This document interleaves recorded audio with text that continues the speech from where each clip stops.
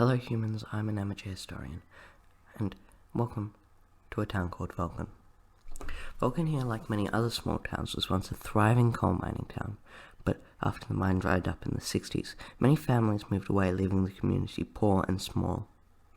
Located near the West Virginia-Kentucky border, the infrastructure became old and decaying.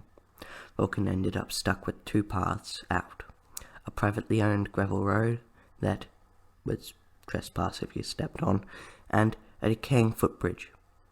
With the road again being illegal to go on, the residents of Vulcan had to use the decaying footbridge.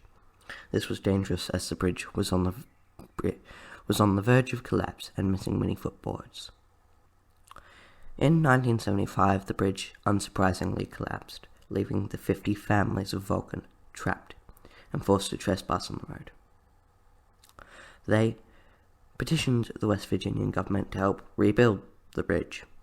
The West Virginian government refused, saying that not enough people would use it. So now what? Well, John Robinette, a 42-year-old bartender, decided that enough was enough, and wrote to the best place in America's capital city, Washington, to help get a bridge built for your small town because the government refused. The Soviet embassy. What? Makes sense.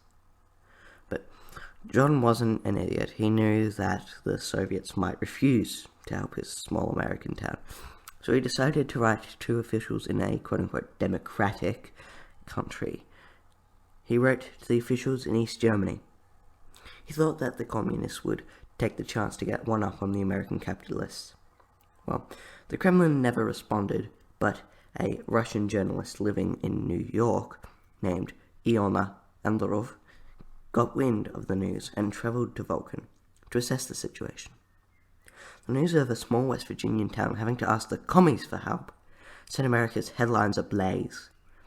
Embarrassed and not wanting to have the news spread, the West Virginian government immediately committed $1.3 million, saying it was always planned. 2 years later, Vulcan got a shiny new one-lane bridge connecting themselves to the outside world.